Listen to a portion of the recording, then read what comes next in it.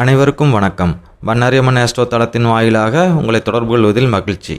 இந்த பதிவில் கன்னி ராசி கன்னி லக்ன நண்பர்களுக்கான மே மாத ராசி பலன்களை பார்க்கலாங்க.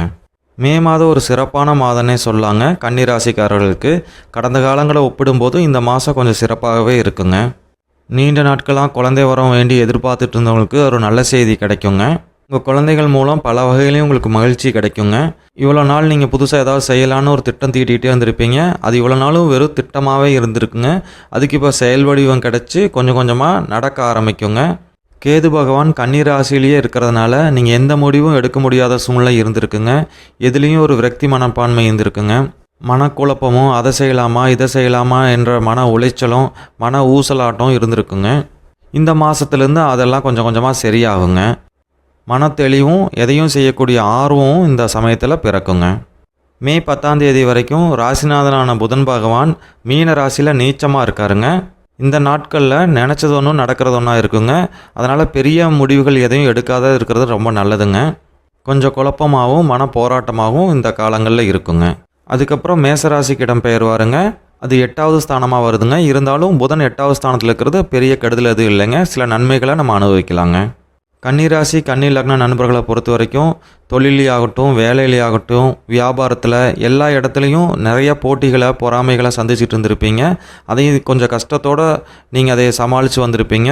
இந்த மே மாதத்துலேருந்தே எவ்வளோ போட்டிகள் பொறாமைகள் வந்தாலும் அதெல்லாம் ரொம்ப ஈஸியாக சமாளிப்பீங்க. குழப்பம் இல்லாத தெளிவாக நீங்கள் அதில் வெற்றி பெறுவீங்க. இவ்வளோ நாள் உங்களோட ஃபேக்ட்ரிக்கோ இல்லை தொழில் இடங்கள்லையோ நல்ல வேலையாட்கள் அமையாது இருப்பாங்க. இல்லை உத்தியோகத்துக்கு போகிறவங்களுக்கு கூட சக பணியாளர்கள் சரியாக ஒத்துழைச்சிருக்க மாட்டாங்க. இந்த மே மாதத்தில் உங்களுக்கு அதுக்கெல்லாம் ஒரு விடிவு காலம் கிடைக்குங்க. நல்ல பணியாட்கள் கிடைப்பாங்க. தொழிலுக்கும் வியாபாரத்துக்கும் கூட சக ஊழியர்கள் நல்லா சப்போர்ட் பண்ணுவாங்க. அதனால் வேலையும் சீக்கிரம் நடக்குங்க. உங்களுக்கும் மன நிம்மதி கிடைக்குங்க. மே 13ஆம் தேதி வரைக்கும் 8வது ஸ்தானத்தில் சுக்கிர பகவானும் சூரிய பகவானும் இருக்காருங்க. இந்த காலகட்டங்களில் கூடுதல் பொறுப்போடு இருக்கணுங்க. நிறைய பொருள் விரயமாகறதுக்கு வாய்ப்பு இருக்குங்க. தொழிலில் நஷ்டம் ஏற்படுற கூட வாய்ப்பு இருக்குங்க. அனாவசியமாக நீங்கள் செலவு பண்ணக்கூடிய சூழ்நிலைகள் ஏற்படுங்க.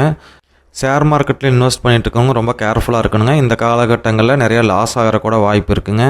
பெட்டிங் போன்ற வகையில் ஈடுபடுறவங்களாம் ரொம்ப கேர்ஃபுல்லாக இருக்கணுங்க. நிறைய பொருள் விரயமாகறதுக்கும் லாஸ் ஆகிறதுக்கும் வாய்ப்புகள் அதிகமாக இருக்குங்க. கொஞ்சம் கொஞ்சமாக லாபத்தை கொடுத்து ஒரே அடியாக நிறைய பணத்தை உங்கள்கிட்ட எடுத்துக்குங்க. அதனால் ரொம்ப சூதானமாக இருக்கணுங்க. தந்தையாரோட உடல்நிலையிலும் கொஞ்சம் கவனமாக இருக்கணுங்க. உயரதிகாரியோடும் கொஞ்சம் கவனமாக நடந்துக்கணுங்க. மே 19ஆம் தேதியிலிருந்து சுக்கிர பகவான் மேச ராசியிலிருந்து ரிஷப ராசிக்கு ஆட்சி பலத்தோடு அமர்றாருங்க. இந்த காலகட்டங்கள் மிகவும் சிறப்பாக இருக்குங்க. பொருள் வரவுகள் நிறையா இருக்குங்க. வேலை மாற்றம் சிறப்பளிக்குங்க. தொழிலையும் நல்ல முன்னேற்றம் ஏற்படுங்க. ஒரு சிலருக்கு பதவி உயர்வு கிடைக்குங்க. சகோதர சகோதரி வழிகளில் நிறைய ஆதாயங்கள் உங்களுக்கு கிடைக்கப்பெறுங்க. தர்ம காரியங்களில் ஈடுபடுவீங்க.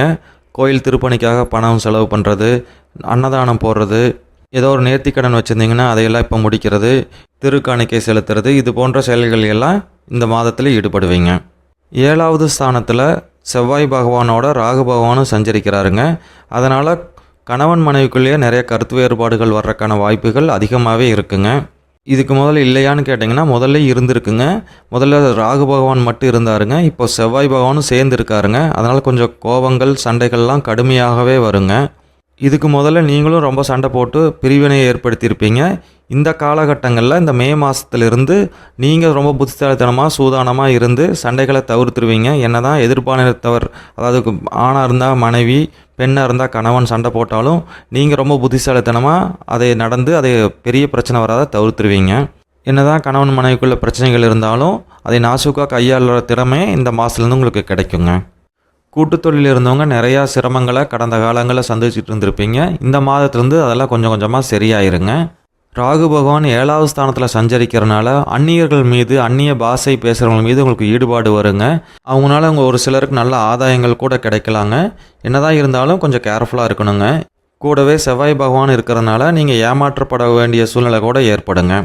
பூர்வீக சார்ந்த அனைத்துமே இந்த மாதத்துலேருந்து உங்களுக்கு நன்மை அமையுங்க. பூர்வீகத்தில் ஏதாவது சிக்கல் இருந்தால் கூட இதெல்லாம் தீர்ந்துருங்க. பூர்வீக சொத்தில் ஏதாவது தொழில் பண்ணலான்னு நினச்சிங்கனாலும் இந்த மாதத்துலேருந்தே அதுக்கான வேலைகளை நீங்கள் ஆரம்பிக்கலாங்க.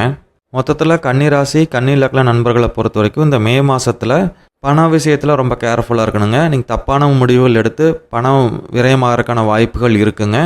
ஆசைகளை தூண்டக்கூடிய கிரக அமைப்பு இருக்குங்க. நீங்கள் அதிர்ஷ்டத்தை நம்பி ஏதாவது பணத்தை வெளியே எடுத்தீங்கன்னா உங்கள் பாக்கெட்டுக்கு அந்த பணம் திரும்பி வராதுங்க.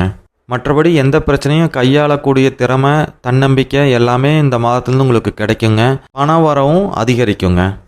மீண்டும் நல்லதொரு பதிவில் சந்திக்கலாங்க. நன்றி.